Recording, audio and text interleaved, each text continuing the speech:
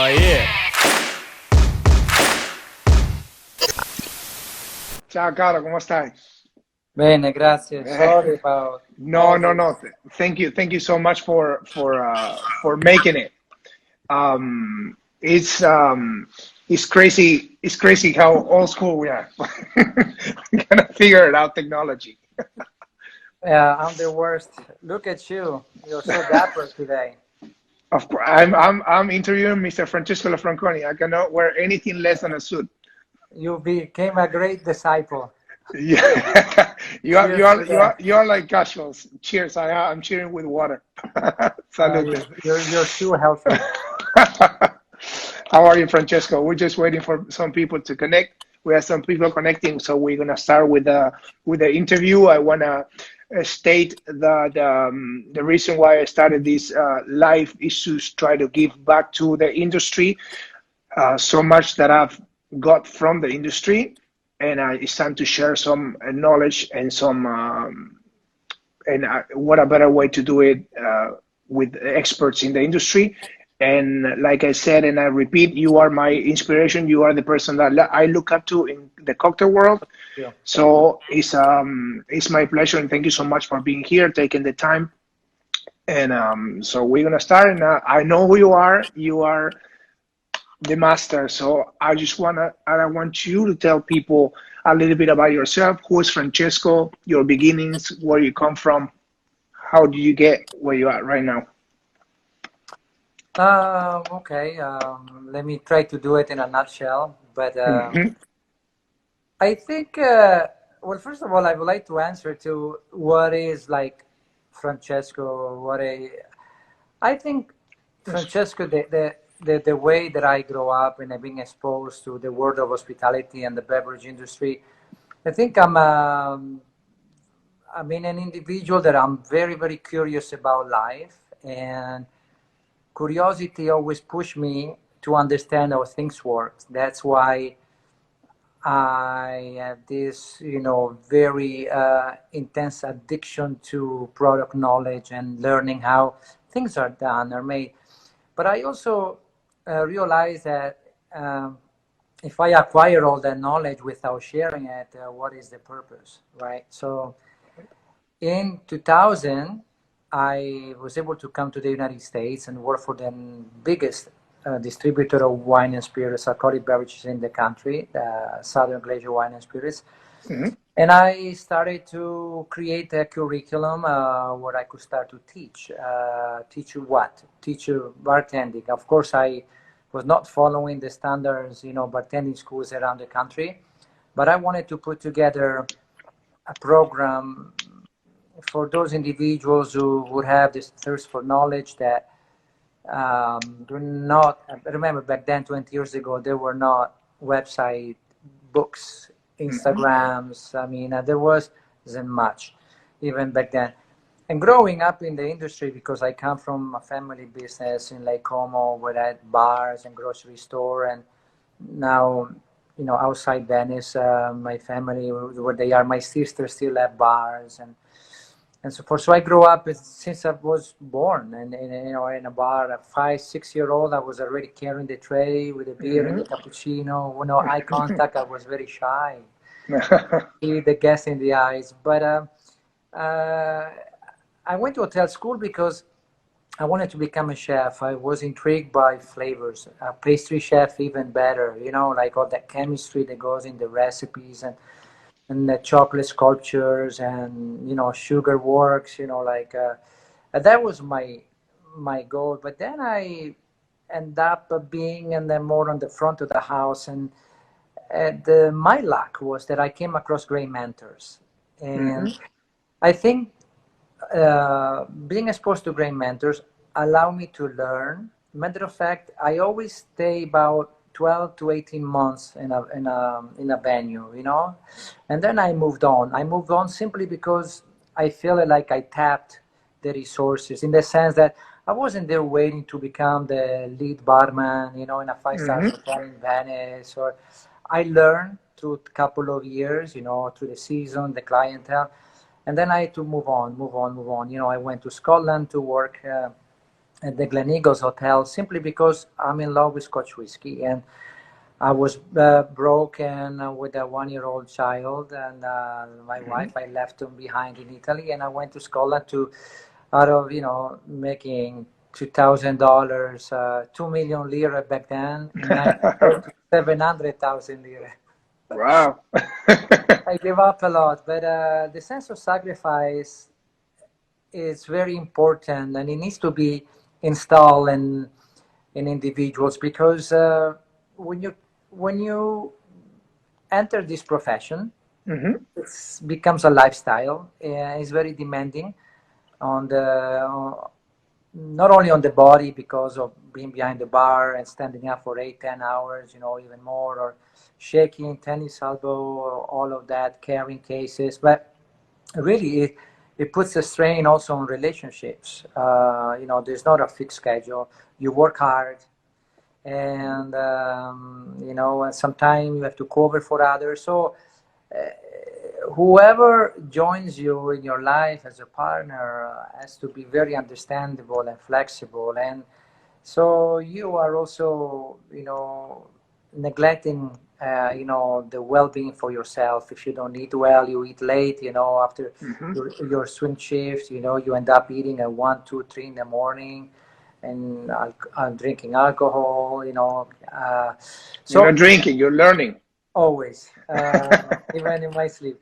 But what I'm trying to say is that nobody forces you at gunpoint, right, to become a bartender, a mixologist, or whatever. Yeah, whatever you call And it.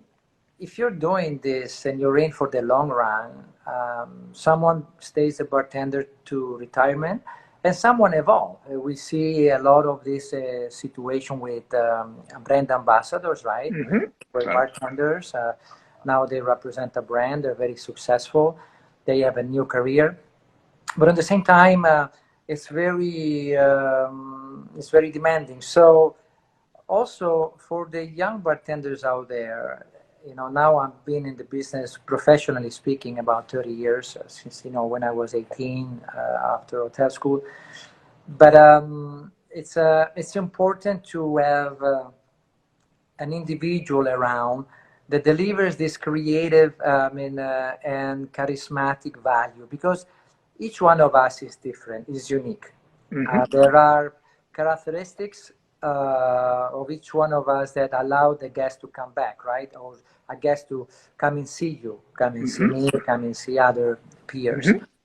So some bartenders, we discover that they are great technically, right, and precise and delicious drinks, but they don't have the connectivity with the guest. Yeah. And some others are great speakers, engaging, and right entertainers, but they cannot even fix their gin and tonic, right? Yes. And it happens, but ultimately, I rather go to the people person and have a glass of wine, or a whiskey on the rocks, or Yeah, just play safe. yeah. But because I like to be entertained, right? We are human Exactly. beings. We like to socialize. Hospitality comes from the Latin word hospice, hosting, right? Hostales. So um, when we host, we open our house, our door to a stranger, right? Until he becomes a regular or a bar aficionado. So imagine this: you are trying to understand someone that you have no idea their walk of life, or origins, upbringing, or anything, and the way that you project yourself, you are able to create a bond. And if you think about it, it's one of the most beautiful things that we as human beings can create with the social aspect, right? This is how Of course. communities are are able to be what they are, because people connect, they share, right? Yeah. The good and the bad, and the bar is the same thing. It's part of the community. And now there are individuals who want to make it more professional, so they try to look for drink themes, bar themes, or there are people who are very content in a local bar, right, where they are ready to serve the frozen mug of beer to their when Joe and Ellen comes in, right, and they know exactly what they drink. But I have chose the hotel bar, and not just an hotel bar, but a five-star luxury hotel bar. And why I done that? Simply because at that time, the hotel bar was an environment that allowed me to experience people from all over the world. So imagine you are behind the bar, you're learning about life because you're young, right, and relationships, and then you have individuals very wealthy or very well traveled, very wise, or classy, businessman or or whatever the case might be. And they're sitting on a bar stool in front of you, and they share life with you, and you can learn so much because they are most of the time they're smarter than you, right? They are very highly educated, and that is one of the aspects that you should consider when you are embracing this profession and say, do I want to go in a high volume bar where I can make a lot of money, or I want to go in an environment where I have to apply research and education and manners, so to speak. Also, and I'm exposed to a challenging clientele because they're very knowledgeable per se, right?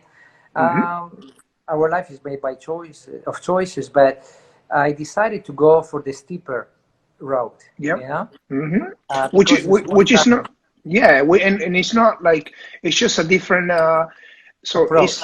it's a different approach, exactly. And if you make more money because you work in a high volume, you will do it until you save enough money, and then you can do something else, or you can embrace a career learning, because like you said, if you choose the hard way, which is more study, learning, challenging yourself to learn more and more and more, to deal with the clients and the guests, then you will grow as a human being as well as a professional.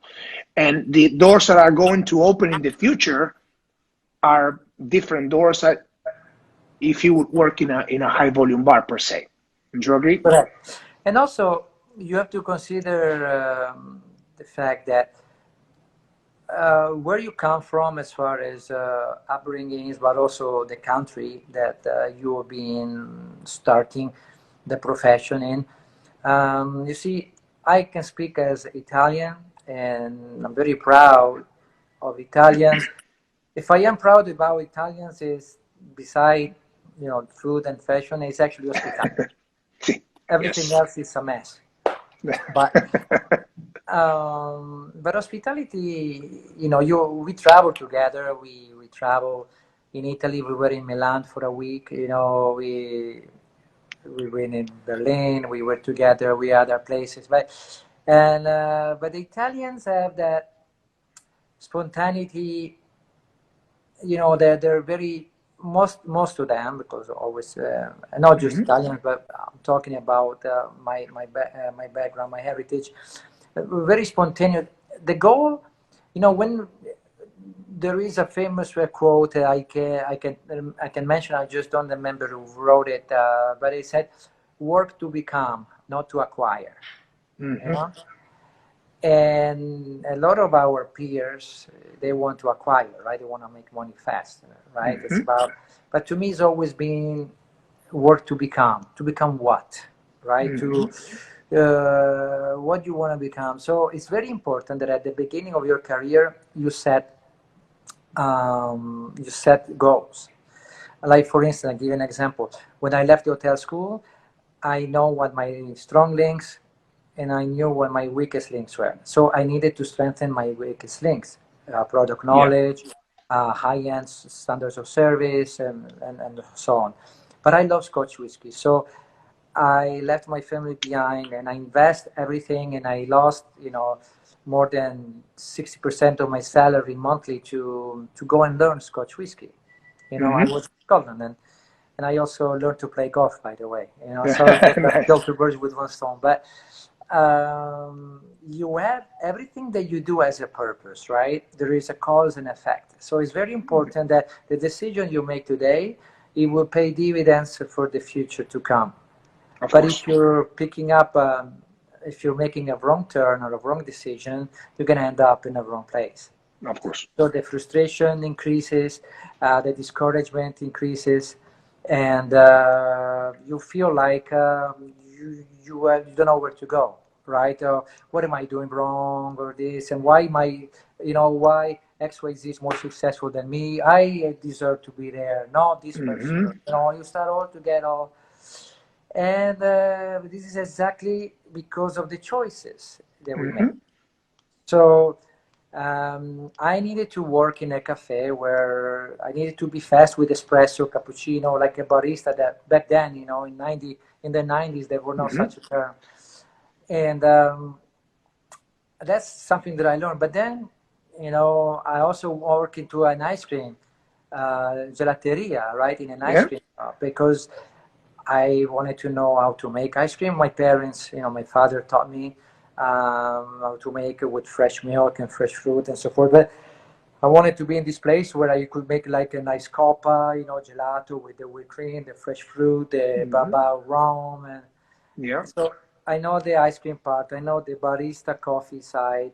Now I need a nightclub. I need to increase speed. So I am behind the bar in a disco, right, in a piano bar until 4 in the morning, gin and tonic, whiskey eyeballs, and tequila boom boom, and that basically was what it was. But fast, boom boom boom boom, fast.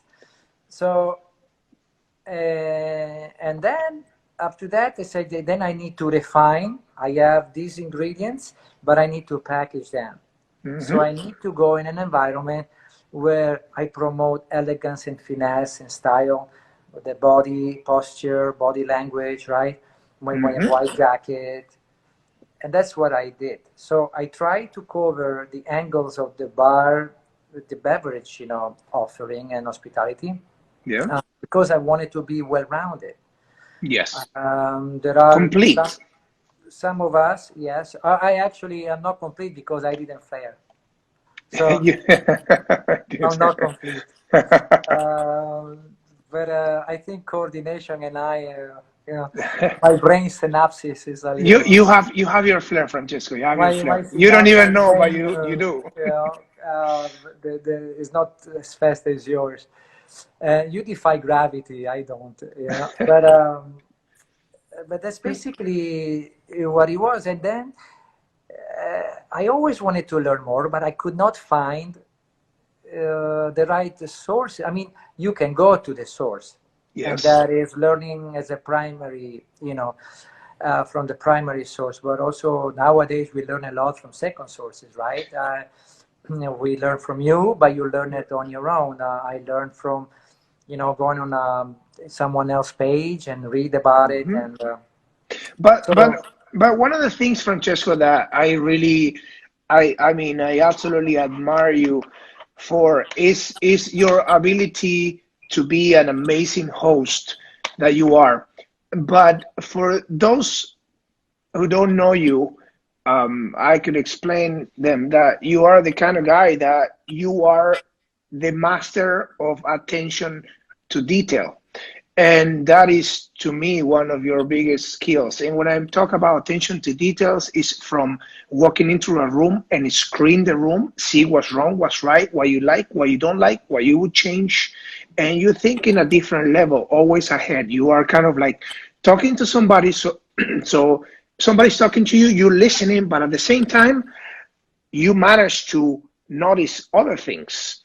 And besides that, what watch that person is wearing, what kind of suit that he has, if his tie is correct, if the fashion that he's wearing, you can profile in a different way. You, of course, remember full name, where they work, what they do, of course, what they drink.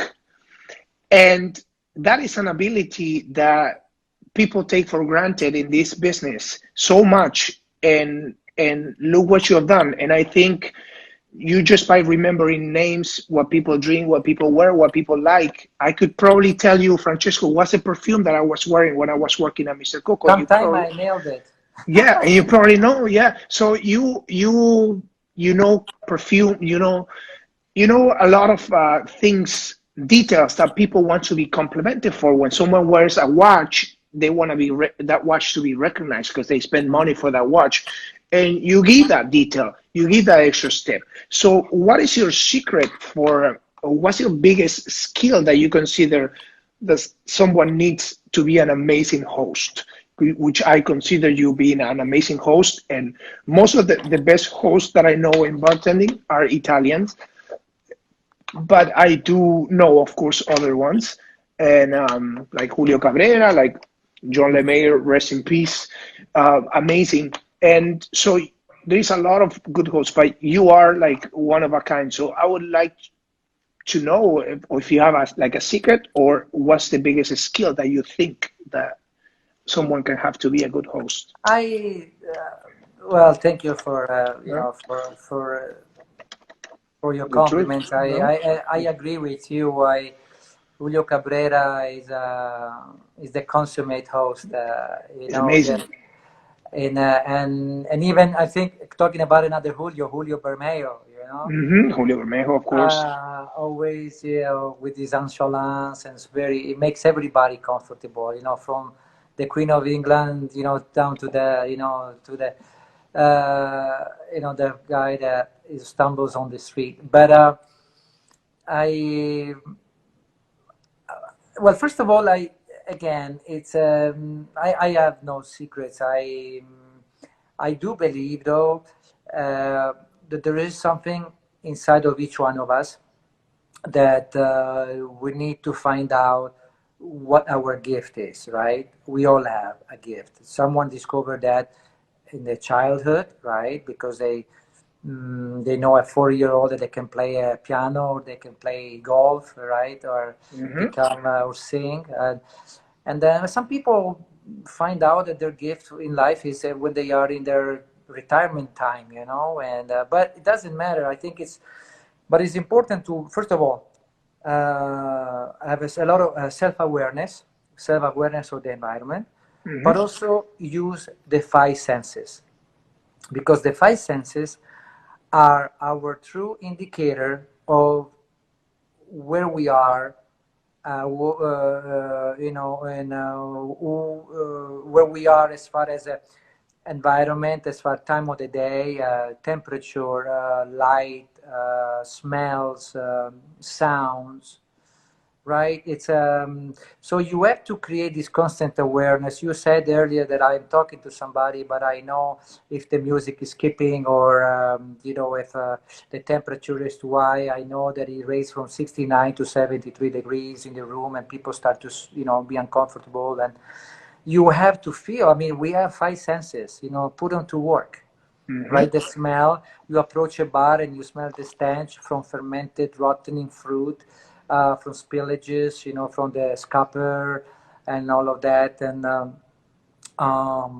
you approach the bar, and under the bar stool there are bread crumbles or cocktail napkins all crumbled up, then sticky counters. And I mean, these are all the details that are actually going to affect the decor and the ambience of the workplace. When it comes to hospitality, what my primary goal every time somebody walks through the door, even if at the end I might have to send them to kick him out because he's intoxicated or whatever, but everybody that comes through the door, it's a VIP, and it needs to have a wow experience. But not only that, when somebody comes to your bar, my bar, or our bar that it used to be Mr. COCO at the Palms, and it's still closed, unfortunately, but we worked together for a period of time, and everybody, remember, people come to the venue to check it out because it's cool and hip and trendy, but they're spending time to look good, to get in the car, to drive to the bar, to find parking, then to walk inside and to spend $15 or $20 or more. And they have multiple choices around them. So if they come to my bar, I have the responsibility to reward them for the choice that they have done. So when the guests come to the bar, is no longer. I mean, let me rephrase it. When the guests come to the bar, it's not a number. It's not someone that I can see, the $10 bill as a Yeah, gratuity that's or fine. Yeah. whatever. To me, it's a guest that comes and says, "How can I impress you?" Spontaneously, genuinely, not to try to blow smoke up your butt. Or, how can I make you feel comfortable? I mean, you're looking at the environment that Mr. COCO that we together, we worked and we opened it together, and we had people from different walks of life, but even someone with a lower income, they would come there, they would stay there, they would breathe and take everything in, right? And they will live the experience. But we never made anybody feel uncomfortable. Even somebody look at the price and then they maybe walk away or spontaneously, but everybody came there. And you notice that in that particular environment that we created it, people were staying for an hour and then they end up staying 3 hours, 2 hours. Almost nobody on the phone, right? Yeah, they were not. They that's very true. Every Very true. table, people are conversing.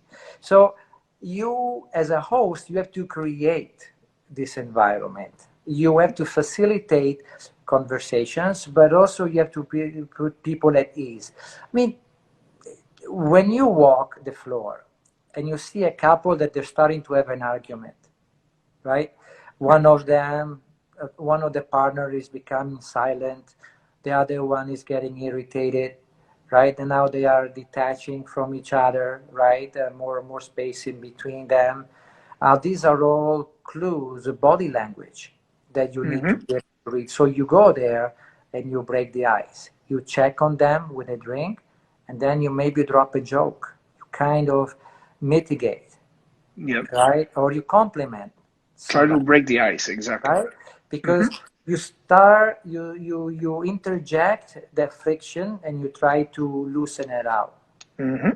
On the other end, you start to see somebody that is taking too much advantage of the space, and maybe they put their shoes on the banquette or on the booth, and then you have to go there.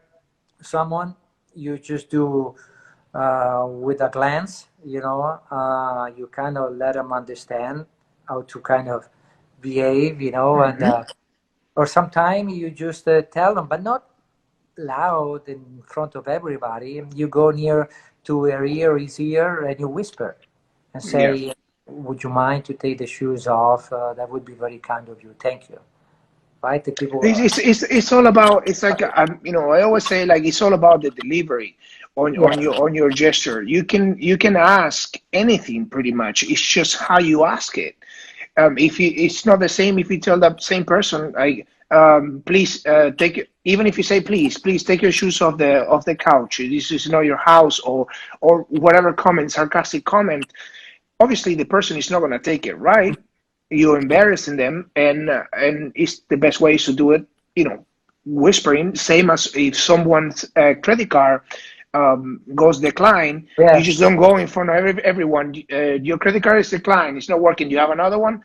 You never do that. You just call them up. If it's a first date, right? Exactly. Yeah, first date or business meeting. The people get embarrassed. I have done that one time that I called the guest. I'm like, "Excuse me, could you come in for a second?" And then he walks in. As he comes in, I whisper, I'm like, "Do you happen to have another car?" And I just cover it up with my hand. So it goes under my hand.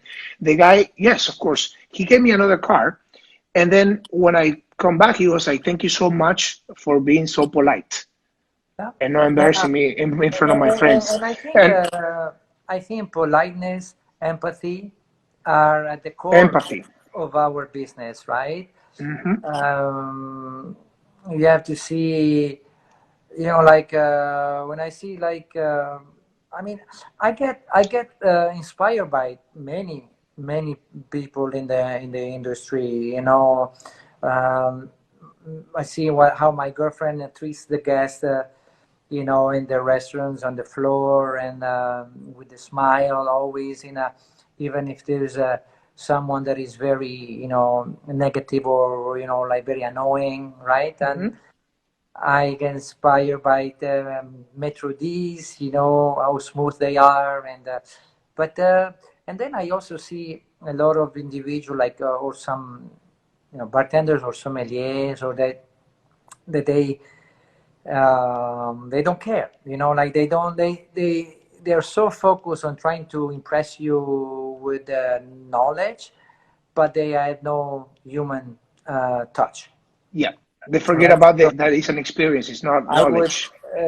you know, I mean, looking at the individuals, the staff that we had, Mr. Coco, right? I Hmm. mean, everybody, I never received so many compliments like from all of you working there. You know, the Hmm. guests, there was no one day until we closed for the COVID-19 that people, you know, wouldn't compliment and congratulate for the service. I Yeah, mean, in a city like Las Vegas, particularly, you know, where there's so much so volume. many choices and so many Yes, choices. right. And I think that is basically the core of hospitality. And also, I always in this type of interviews, I always want to refer to the Japanese philosophy of Ichigo Ichie, one chance, one time. When someone walks through the door, the moment you greet this person, that's how you set the tone.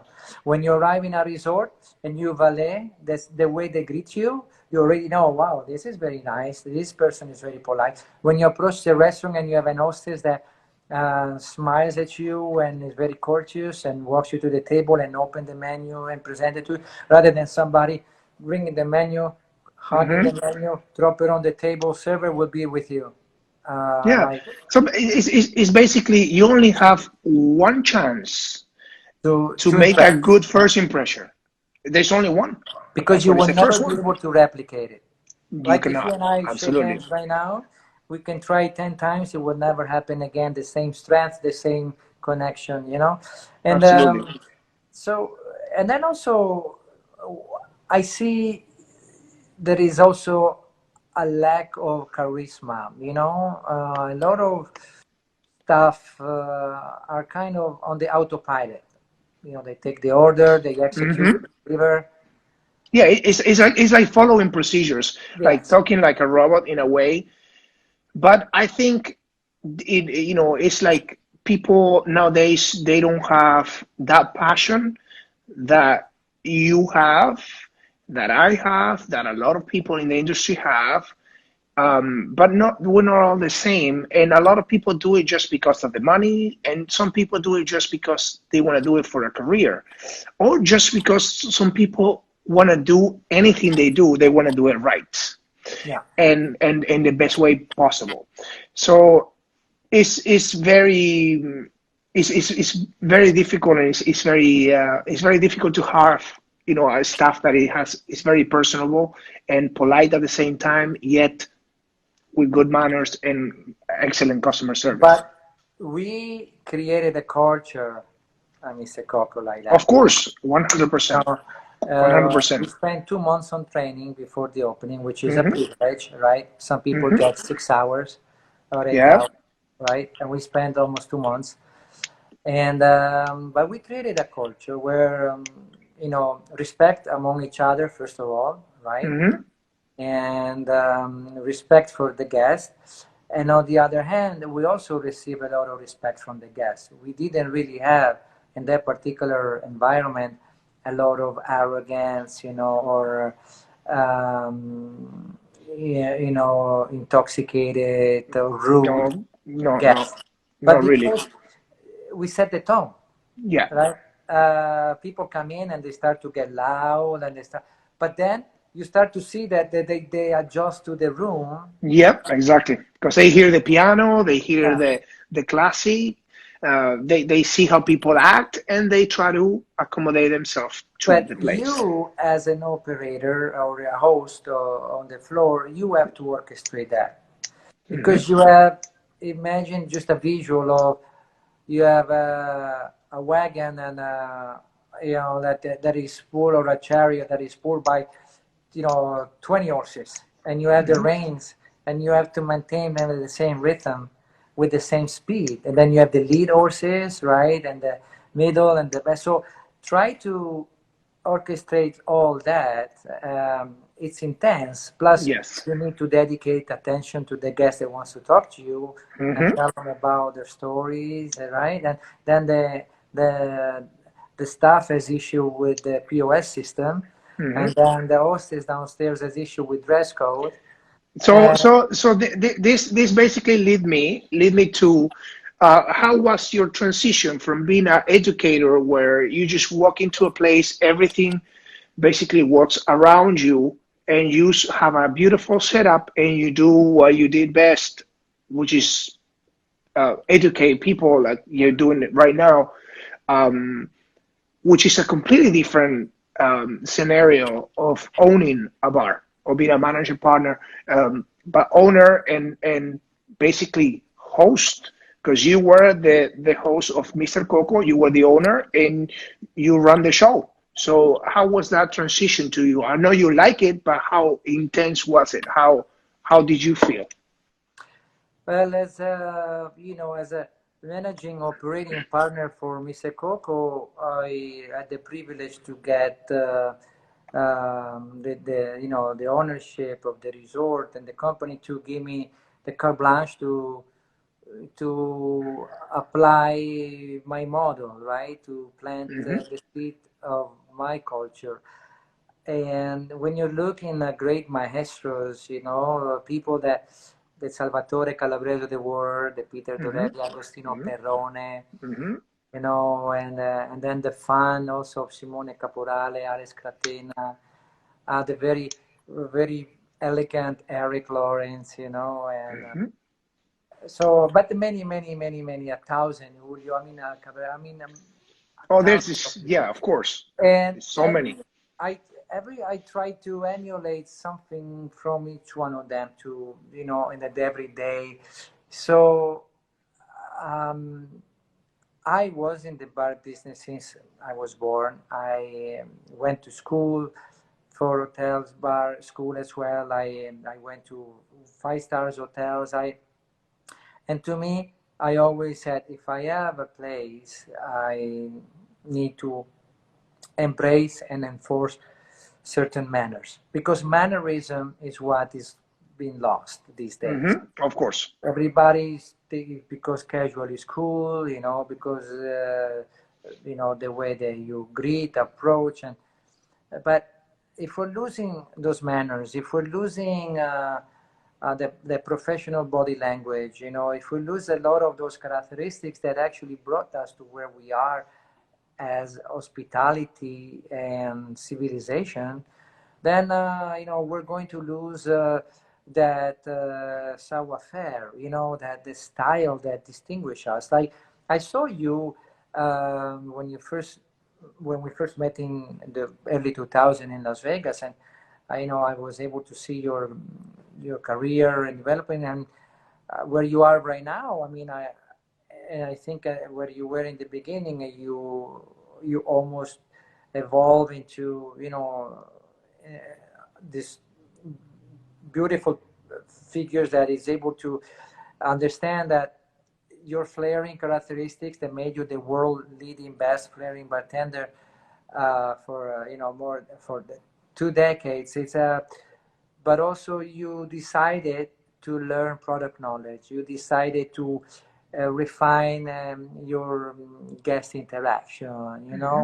So the bottom line is this: what made me the transition from educator to bar operator? Because at the end of the day, if you really believe in something, you have to take the leap of faith and you have to do it. And you know when you have the willingness and the discipline to, nobody can stop you, right? So it's very important that you also have to find the right environment to express yourself. This is why it's not easy to find the right workplace, the right employer that understands you, but you definitely also have to work hard into push, always push, never stop, always push, and make it happen. You let your ideas take shape, and that. No? execute them. Absolutely. Now, Francesco, you are a person that lives for the passion of the career of the industry, the service hospitality industry. What's your hobby? What's Francesco do on his free time? The little free time that he has. No, now I have a lot Well, of now you have a lot of times in your hands. never so much in my life, but I really like right now. I started to learn about graphics, like Adobe Illustrator, like that, and I really like I like design. Yeah. So I would like to be more in tune with that. I like food and flavors. Like I like to stay in my environment, believe it or not, because it's never enough for me to come across great vintage, whiskeys and um, and that's basically and I think for most of us, to travel, to be exposed to street food, flavor, smells, cultures, Yeah. bartenders, Yeah. New experiences and stuff. and And when I will retire, hopefully I will have a teacher for playing the piano, so I will play piano. nice, nice. I would love to play piano I'm too. not there yet. That's my favorite instrument. If I would have to play, I always wanted to, but I never had the chance to learn it. I never had the, Me neither. it's not the time. It's like everything comes at the right time, I think. Yeah. And what I know, when people help you to move from your house, one of the comments they said is like, yeah, the bed is fine, the furniture is fine, but the heaviest thing is Francesco's books. Yeah. So you are a very big reader. You love to read, you love to learn, of course. And I would say, I cannot tell you what's your favorite book one, but I would say, like, give me top three if you could. Like, if you only could think of three books that you would recommend for bartenders to read. Ah, gosh, I know it's a tough one. It's a very tough one. I I think Let's do one beginner, one advanced to start. Like, for a beginner, if I'm just starting into bartending and I want to get into the cocktail world and I want to learn, what book would you recommend? for the beginners, I like the way that they lay out probably Gary Regan, the old Graf, Craft of the Cocktail, and Coffee Tonya Cocktail, Hanem. the modern cocktail, modern mixologist. Yes, because they're very, very easy to read, and I I like also when it comes more on the understanding, like also the philosophy of it is the Gary Regan's book, Yeah. the mixology. I can't remember the title, the red Uh, cover paperback. yeah. I have it. I have it somewhere here. Yeah. And then also Harry Johnson, which you can find a reprint, from the 1880s book. The Harry Johnson is by Cocktail Kingdom. You can look it up and buy it for about less than $20, because there's a lot that talks about bartending. But something that is very good also is Jeff Morgenthaler book. I really like that. And then if you want to understand more about our industry, how it's shaped in the United States, particularly more, is the Sasha Petraske book, Honor, Making honey. and Jeff Meehan's manual. That's also because there are so many people that they're pitching in with a lot of insights. So, but yeah, those are kind of the basic. And one of my very first books actually was Salvatore Calabrese, Classic Cocktails. Classic cocktails. I have it. Yeah, the small one. I have it. It's good for recipes. It tells you the stories of the cocktail, a little bit of history, and then the recipe that he would like to make. And then if you just want recipes and the classic and boozy and the Savoy cocktail book, is always classic. a classic. But I really like to enjoy books on scents and I perfume. think it, sorry, the Gary Ring, I think it's Joy of Mixologist. Yes, yes. Yeah, something like that. That is very valuable. I Yeah. really enjoy that. You know, and then if you really want to go deep, of course, you have the David Wondrich, you know, books, but and incredible researchers and storytellers, Anastasia and Jared Brown as well. Mhm. You know, they are fantastic too. But there are Yeah, men, there are that's like a top 10. a lot of, Nice. but No, but that's awesome. I have about over 1,000 books that specializes from toast and how to dress the man, you know, all the way to baijiu and sochu and Hmm. everything in between, and yeast, you know, hops and fermentation and types of water, and Yeah. And ingredients and ice and it's a you know, but that's there's so much knowledge in this world that you know, I wanted to capture as much as I can. any secret that you have for creativity. Like someone comes, Francesco, make me a cocktail, create a cocktail. So I know any secret that you have, like a hack, maybe like, some people will do like, okay, if I know the classics, I just try to go from the classics and takes on classics, which make it his own cocktail in a way, but obviously everything comes from a base. But what's your secret to I'm gonna create something? But the Because secret is because I've seen you creating, I've seen you cooking. Like someone asks you something, you just go, okay. You just look what you have, and you just comes up with something, basically. well, I think when you reach your 10,000 hours, you're Hmm. mastering 10,000 hours, putting together flavors is very spontaneous, just like Roger Federer's backhand. You Hmm. know, Yeah. No, of course, of course. But uh, for the beginner, see, if you have to advise a beginner that is trying to create cocktails and yes. is starting to bartend, so they know a few classics, but they want to know if someone comes to the bar and asks me, make me something. Okay, so for What's the your take? beginner, I would try to keep certain guidelines in place. The once we define the type of cocktail, if it's um, on the rocks or neat versus frozen drink or crushed ice, there is a difference in dilution rate, right? Hmm. So you need to understand if this person that walks in is looking for something to get, you know, inebriated fast right away, you know, with something boozy, Hmm. or if something that is there that is a foodie and he wants to, you know, any frequent speakeasy and he wants to appreciate every subtle nuances of layers of herbal notes or spice or, you know, oak aging characteristics. So that is a different animal, so to Yeah, speak. yeah. Basically, profiling. We You profile in the.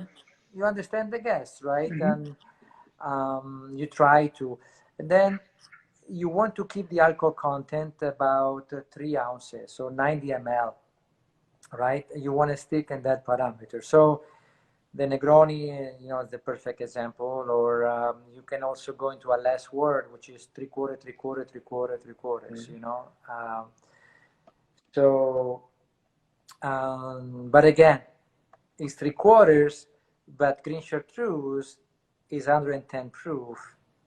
Is So it's a not little boozier. is not a modifier like a triple, not even a triple sec, because good triple sec are, Like you know, Cointreau maybe, or yeah, dry or curacao. something 15% or 30 proof.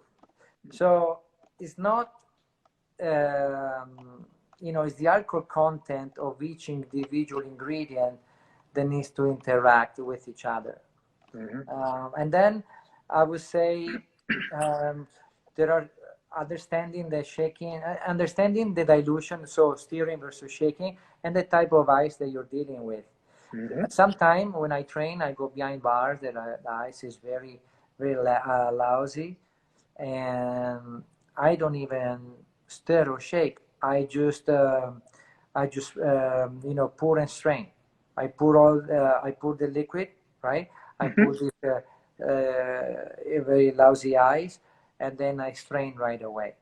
I don't even waste time to, otherwise I lose the integrity of the cocktail. And then you want to have, basically, again, you bring back the senses. So the aesthetic value to the sight, the sense of smell, the olfactory sense of smell, because as soon as you bring it to the nose, if you're dealing with baijiu and you get this like horse barn in your nose, right? It's not as appealing as smelling, elderflower, aromas.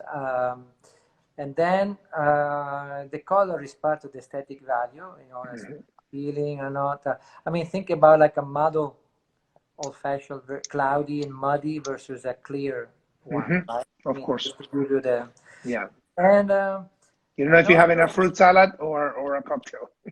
Yes, right. And exactly, drinks with so much solids in there. But also, what I am not a big fan, and I know that I might upset somebody out there in our world, but I don't shake two drinks simultaneously together. I know that because I was when I started working with you, I wanted to get like the two shakers, and you were very, very specific on shaking one drink at a time, and you were very specific to shake it as many times as that drink needs it. So some drinks were like thrown 3 times, some were thrown 4, shaken 5 seconds, shaken 8, and but people see a lot of people say, who cares? Just shake the drink, knock it out, put it on the tray and deliver.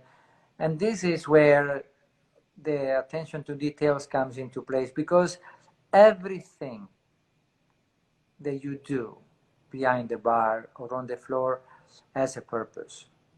Everything.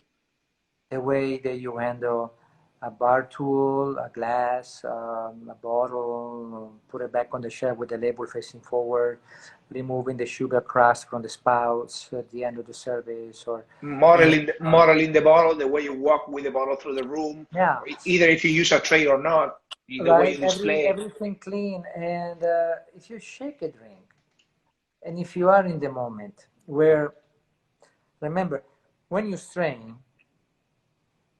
from a mixing glass or a shaker, you're giving something away from you, something away of you into the glass that someone else will drink. So there is an energy that transfers from your well-being into that glass.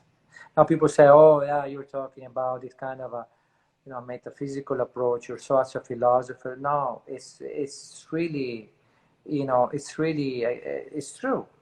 Yeah, it's how you handle the drink. How many times you go to places to eat or to drink and you don't feel the love, and you feel like you eat, you feel full, but you don't feel pleased, accomplished, satisfied, right? The quality of the ingredients, of course, but also the lack of care. And if I shake a cocktail, I bring it to life, and I need to hear it. I need to feel the frostiness on the outside of the shaker, right?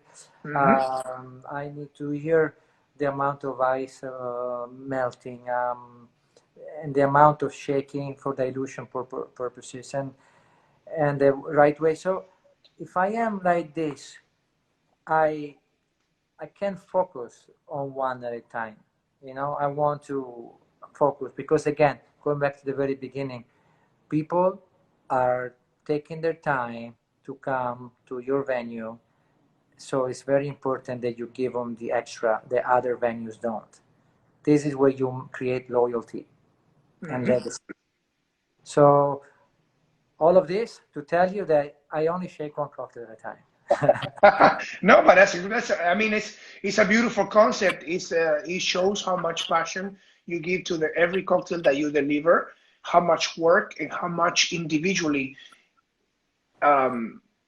love you give to each guest in a way. So I don't, I have obviously my perspective of different. I believe that there are different bars and different scenarios where you do require to shake, double shake Mhm. because of the volume. Also, if you shake two drinks in one shaker, also it is different than if you shake it individually or if you shake it in two hands. Before I Uh, forget, I want to mhm. tell, especially to the novice bartender that Yeah. might watching these videos, is if you have the same drink, but for three people, for instance, and you need two shakers, Hmm. right? Uh, Always try to fill from one shaker all three glasses, and then you use the second shaker to top up all three glasses. Don't have the tendency to take one shaker, fill one glass, and then one third of the second one. Then you shake again, you top up, and then you fill the third glass. You know what Yeah. I mean? Yeah, It, that would be uh, more consistency yes, because on the way. even if you use the jigger, but you don't have the same amount of ice or the same seconds of shaking, so if you do half or you level all the glasses with one shaker, then you finish off with the second shaker. Everyone will have the same exact drink in that Hmm. case. Yeah. That's a really good tip. I was to ask you advice to a beginner bartender or someone that is beginning, starting this career. And also, I would like to add, because I had a question also. They asked me, how would you do to influence it, get out there if you live in a different country where the possibilities that you have are more restricted than the ones that we have here or in Europe per se, as far as cocktails. For example, if you live, like the person that asked me this is from Costa Rica, so how can he take it to the next level? And also, I would like advice to a beginner. What would you tell a beginner that starts in this career in in a description? So for those colleagues of ours that are in more remote places or more challenging because they don't have the clientele that is keen towards cocktails or trying, I think it's very, and I speak for experience because you know, I have my age now. So in the when I started to enter the profession in the 90s, basically, I had this individual that I used to work in the five stars hotel in Venice, open a very small bar in a very small town, very nice little town, but far from the action. And my God, the place was, I kid you not, it was very, very small, Christian, and the size probably of our long bar, Mr. Coco, Hmm. maybe Oh, less. wow. And it was called Pinocchio because he had all Pinocchio statues all over, and it was amazing. But he made the most amazing drinks, and people were coming, they were driving 20, 30 minutes or more just to go there. And the people outside, they couldn't get in. There was no reservation. It was a, Of course. brick and mortar, mom and pop, But just to show you that to that person in Costa Rica or whatever is, first of all, you have to stop, because nowadays we're solicited by so much that we see all over, right? Internet and social media. Take a moment and redefine your target and understand your brand. How do you package yourself? Who Hmm. Ask yourself, what do you want to be renowned for? Would I like to be known for be the most expert in rums, or agave spirits, or would I like to be the most expert in garnishes, or the most expert in molecular, or the most expert in are the most executed, daiquiri or old fashioned in the city, or you pick and you master. And you cannot see the results right away. You have to plant the seed. You have to cultivate, nourish your clientele, right?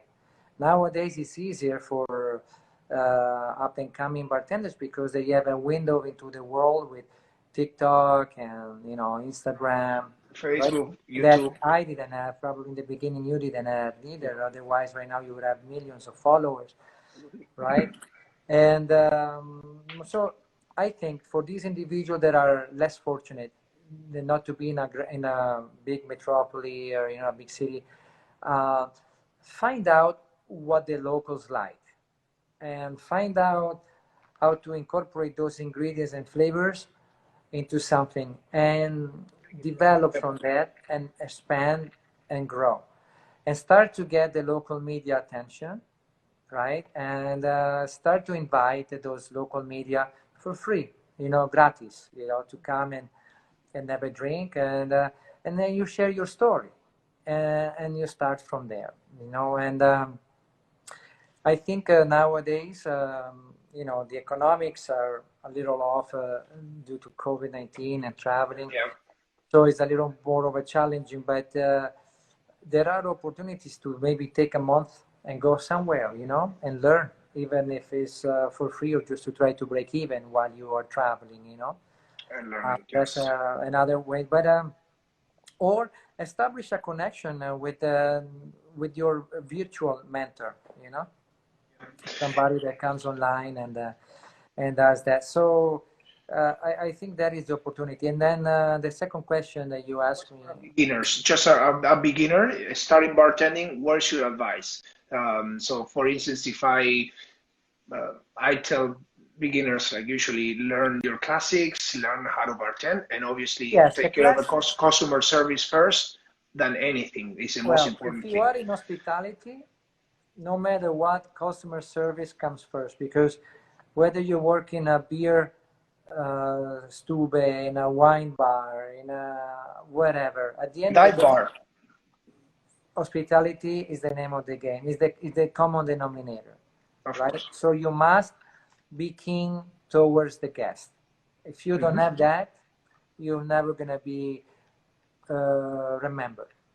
You're never gonna make a difference per se, because you want to be embraced by the consumers. You don't want to be just to try to push left and right to get under the spotlight. You want to create a community that supports you for who you are and what you have to offer. And then I think for a beginner, learning the classic cocktails is very important because they lay the foundation for you. The IBA classic cocktails, probably now are 990 or something. They just included the Trinidad Sour Oh, nice. and the Paper Some of my Plane. favorites. Yeah, Oh, the beautiful. paper, yes. And so learn the classics, because it's like when a chef enters the cuisine world, the world of cuisine, they need to understand butter sauces as well as oil derived sauces like bechamel versus tartare, or mayonnaise versus bechamel. Those are the mother sauces. Then you put the tomatoes or the parmesan, the gherkin, and you take a spin, right? And Yeah. you create multiple sauces, but you need to have the basics. Yeah. And then don't rush. I mean, you need to allocate time to grow. If you grow too fast, you burn fast. If you grow in a timely manner, making the right decision, at work, the right books to read, the right people to follow, right? And then it will take you there. But you cannot become, an individual that has been on the block for 10, 15, 20, 30 years and you try to beat it overnight. It's just not going to happen.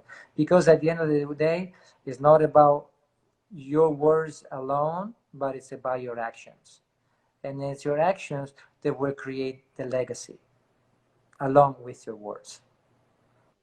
Bravo. Beautiful, beautiful advice.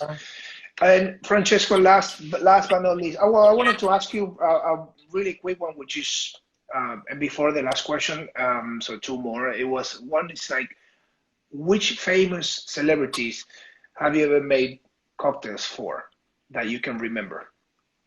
Well, the one that I really spent almost an hour many years ago at the Southern Glazers building in Las Vegas, it was Steven Spielberg. And I'll actually share a nice picture of him. I made like, I don't know, we probably tried like 8, 10 drinks or more, and he was behind the bar with me, and he was super nice. I really enjoyed James Gandolfini too. Rest in peace, you know. And I gifted him a bottle of 37-year-old Glen Grant from Duncan Taylor, and instead of keep it, which it was very rare, we decided to operate and drink it together, and right on the spot. George Clooney, you know, is with Mike Melman, his partner, and Randy Gerber, Cindy Crawford's husband. They came to Mr. COCO as well, you know, they did, but they like, you know, their Casamigos on the rocks, and but I did some drinks for them, you know, John Bon Jovi. John Bon Jovi, yeah, John Bon Jovi, The Slippery When Wet is, he liked it so much that he allowed me to keep the name without copyrights. I mean, Nice. for now. That's for now. So, Slippery When Wet is, I got the seal of approval from John Bon Jovi, and that's awesome. and his That's son awesome. Jesse, that they have the you know, the rosé wine, the Hampton Water. But You also got Larry King, Carlos Slim. I remember. Carlos Lim and Larry King's house, yes. Yeah. Lionel Richie at his house in Bel Air 2-3 years ago. Yeah, I mean, there was a few. There were a few 50 cents. He was behind the bar with me. I have to show you a picture. He was making, because he came out with the shot, energy shot. So Yeah. we were mixing his Robin Nice. Williams. Nice. You know, some great chefs like Rob Bouchon, Thomas Keller, Daniel Boulou, we did work together and at the Muhammad Ali's 70th birthday. I'll never forget that one. That experience was amazing. Rest in peace. We worked his 70th and birthday. then McGregor from UFC. Yeah, you with know, Proper 12. Yeah, the Irish coffee with his whiskey. Yeah. And no, but a few others. But it's something that usually people like to see. Emilio and Gloria Estefan. Oh man, it's a nice. Well, you got a few. That's really good. And Francesco, last question that I have for you is, what is Francesco doing nowadays? I know this is a very hard time for everyone with the pandemic worldwide, and then Mr. COCO is still closed. And do you have any projects that coming up? Any ideas, something in mind? Plan B, C? I have plan B and C. I do. Right now, you know, I'm just trying to get my head around, you know, the Mr. COCO, the Palms, that is, you know, the resort is still closed. There is not an opening date yet, but I do have, you know, most likely it will be the consulting, and but also I'm going to have something in the social media coming out that would be very interesting, because I'm going to bring something very unique that is not there yet. At least sure. I haven't come across. So I'm sure. So stay tuned for Francesco 2.0. Nice, always. Francesco, thank you very much for your time. This was an amazing chat with you, and thank you so much for taking the time. I know we're going through rough times with this COVID-19 right now, but hopefully everything goes away soon, and we can cheer and share a drink again, and hopefully it will be Mr. COCO, because I would love to see that place open again, because it's Yeah, an amazing me bar. too. It's a bar that I've never seen anything like it, and I think I've traveled enough during my career, and I've seen some of the top bars in the world, in Well, Singapore and everywhere. you But kept it. You were part of that. You kept it yeah, that way. but Mr. Coco was just amazing, amazing experience, and amazing place. So magic. So I would love to see it open again.